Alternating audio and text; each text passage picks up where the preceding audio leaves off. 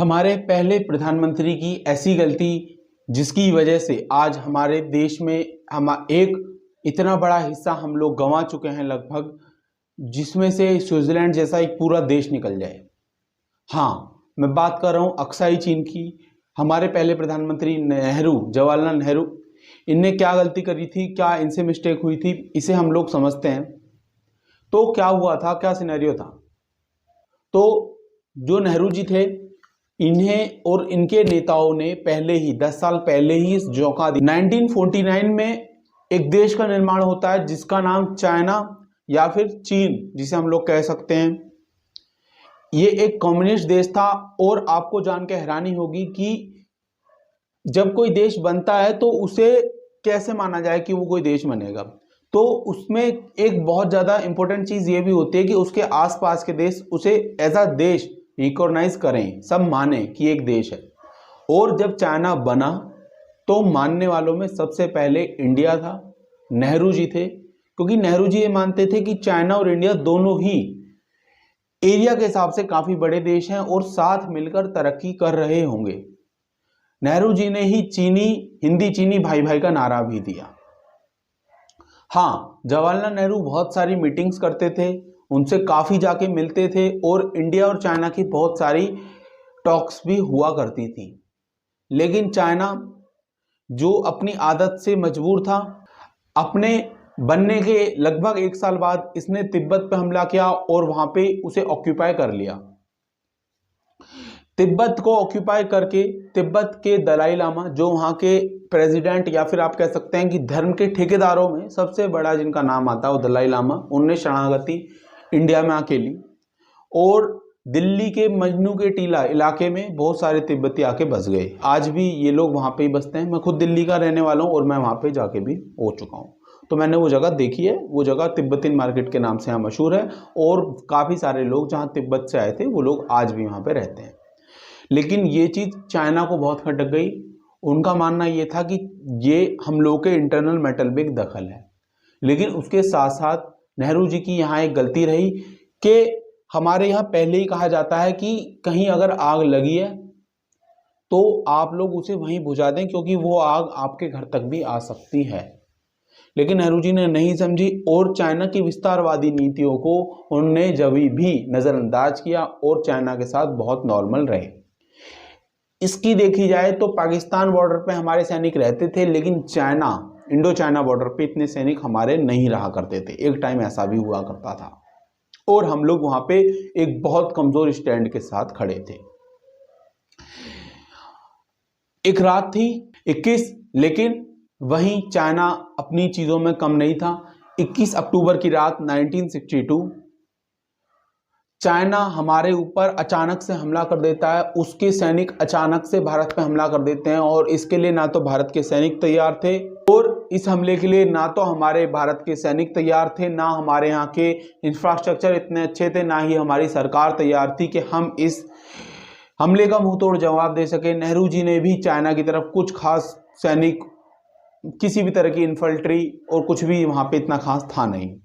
आपको जान के हैरानी होगी कि हमारे केवल 56 सैनिक वहां पे मुस्तैद थे। उन्हीं के अगेंस्ट 600 चाइना के सैनिक ने एक साथ हमला करा इंडो चाइना बॉर्डर से अक्साई चीन की तरफ। और चाइना 24 अक्टूबर तक तो हमारे देश के 15 किलोमीटर अंदर तक ये लोग आ चुके थे।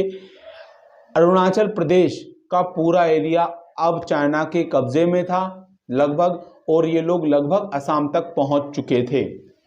7 सिस्टर्स को पूरा ऑक्यूपाई करने का चाइना का ये तरीका था। लेकिन मैं आपको बता दूं, चाइना एक ऐसा तरीका खेलता है कि चाइना ने क्या करा कि उधर से भी घेरा, अरुणाचल प्रदेश से तो घेरा ही घेरा, इसके साथ साथ इन लोगों ने जम्मू कश्मीर के ऊपर अक्साई चीन की तरफ जो हमारा इलाका है उस जगह पे भी हमला करके वहां भी घेर लिया और ये लोग 15 से 20 किलोमीटर अंदर आ गए।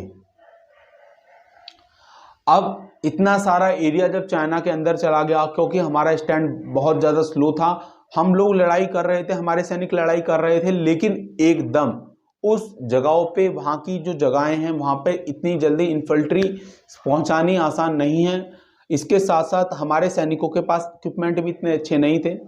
भारत एक ऐसा देश था उस टाइम में जो कि खाने खाने के लिए मुहताज था। आप इस चीज़ को मानेंगे, कहने में बुरा लगता है, लेकिन अभी हमें जल्दी में ही 10 साल पहले आज़ादी मिली थी और आज अभी हमारी बेसिक नीड तक पूरी नहीं थी। हमारे पास इतना अनाज तक हम लोग नहीं उपजा पा रहे थे कि हम लोग अपने देश में सबको पेट भर रोटी भी दे सकें। ऐसे देश को लड़ना और युद्ध झेलना बहुत मुश्किल था। वहीं पाकिस्तान से हमारे युद्ध हो चुके थे, तो भारत को इतने सारे युद्धों के साथ झेलना काफ़ी मुश्किल पड़ रही थी। ये सब चीज़ें होना क्या था, 1 महीने ये युद्ध चलता है। नेहरू जी यूएनओ वगैरह भी जाते हैं, अप्लाई करते हैं, लेकिन कहीं से कुछ खास रिप्लाई नहीं आ रहा होता, कोई भी एक्शन नहीं लिए जा रहे होते।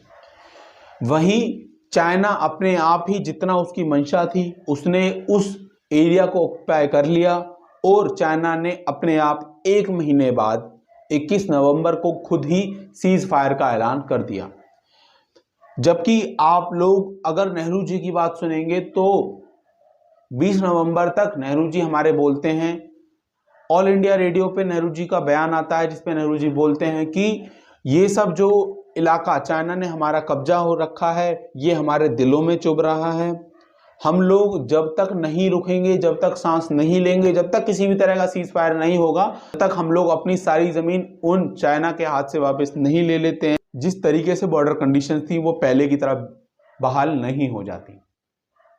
होना क्या था, चाइना अरुणाचल प्रदेश से तो कह देता है कि वो उसकी सेनाएं पीछे हट जाएंगी और अपनी नॉर्मल पोजीशंस पे आ जाएंगी। लेकिन ये बात सोचने वाली है कि अगर चाइना को दोबारा से नॉर्मल पोजीशंस पे जाना था तो एकाएक उन लोगों ने हमला क्यों करा। चाइना ऐसे ही खेलता है। चाइना ने क्या करा था, हमारे 2 फ्रंट्स पे खेल रहा था और एक फ्रंट पे वो वापस आया। हाँ, अरुणाचल प्रदेश उसने खाली करा और वो पीछे चला गया, लेकिन अब भी वो लोग उस जमीन को अपनी बताना चालू कर दिया। इसके साथ साथ चाइना ने एक और गेम खेला कि अक्साई चीन वाला इलाका उसने खाली नहीं करा। उसके ऊपर कई सारी बयानबाजी हुई, कई सारी बायलैटरल टॉक्स हुई, लेकिन वही था कि जब हम लोग हार चुके थे इस वॉर को, ये जो सीज फायर हुआ था ये चाइना ने करा, सारी कंडीशंस चाइना की थी, वो जहां से हटना चाहा वहां से हटा। हर तरीके से भारत को इस जंग में कोई भी जीत नहीं मिल पा रही थी और इसे ना मिलने का सबसे बड़ा कारण था कि हमारी सरकार सतर्क नहीं थी। उसने इतने बड़े दुश्मन को जो पहले ही एक पूरे देश को कब्जा चुका था, उसे इतने हल्के में लिया कि हमारे अभी बॉर्डर तक तो ये आया ही नहीं है, लड़ेगा नहीं, ये करेगा वो करेगा, हिंदी चीनी भाई भाई के नारे दिए जा रहे थे हमारे देश में। लेकिन क्या होता है कि चाइना अक्साई चीन से पीछे नहीं हटता। आज भी चाइना उसी बॉर्डर फ्रंट पे खड़ा हुआ है। इस पूरे युद्ध के अंदर 3000 से ज्यादा सैनिकों ने शहादत दी। क्योंकि आप लोग इंडो चाइना वॉर के बारे में पढ़ेंगे तो आपको देखने को मिलेगा, ना केवल ये 43,000 किलोमीटर जमीन हमारी आज भी चाइना के पास है, जिसे अक्साई चीन कहा जाता है। आखिर में नेहरू जी ने असेंबली में ये कहा कि वो जमीन जो चाइना के पास गई है तो जानी भी चाहिए, जाए ना जाए, क्योंकि उस जमीन पे कुछ भी उपजाऊ पैदा नहीं होता, वो जमीन कल्टीवेशन के लिए अच्छी नहीं है। लेकिन क्या हमारे देश की संप्रभुता इस चीज से खंडित नहीं होती? ये एक बहुत सोचने वाली विषय है। आज भी हमारी सरकार चाइना के अगेंस्ट इतनी अच्छी तरीके से स्टैंड नहीं ले पाई है कि वो सारी जमीन हम लोग दोबारा से भारत में मिला सकें। लेकिन अगर हमारी सरकार उस टाइम अवेयर रही होती, हमारी सेनाएं वहां पे स्टैंड कर रही होती, एक तगड़ा स्टैंड हम लोग का होता, तो शायद चाइना हमला करने की फितरत ना करता, जरूरत ना करता। चाइना ने भारत से ही नहीं पाकिस्तान से भी जमीन मांगी थी। वही पाकिस्तान तो उन लोगों का चाटुकार है। पाकिस्तान ने खुशी से जम्मू कश्मीर में से एक हिस्सा, छोटा सा हिस्सा अपना चाइना को दे दिया, लेकिन भारत ने नहीं दिया। कहीं ना कहीं चाइना के दिमाग में ये चीज भी खटी और इसलिए चाइना ने वॉर करी और वॉर करके वो हिस्सा चाइना ने अपने अंदर ले लिया। आज भारत और चाइना दोनों ही अपने आप में ही बड़ी महाशक्ति हैं। भारत चौथी दुनिया की सबसे बड़ी इकोनॉमी है, वही चाइना दूसरी सबसे बड़ी इकोनॉमी है, जो पहली बनता जा रहा है। आप लोग के इस पूरी वॉर के ऊपर क्या कुछ विचार हैं, आप लोग कमेंट बॉक्स में ज़रूर रखें। हमारी तरफ से एक नई पहल थी, आपको कैसी लगी प्लीज़ कमेंट बॉक्स में ज़रूर बताना। आगे हम लोग किस तरह की वीडियो बनाएं ये भी हमें कमेंट बॉक्स में बताना। मिलते हैं आपसे नेक्स्ट वीडियो में। Till then bye bye.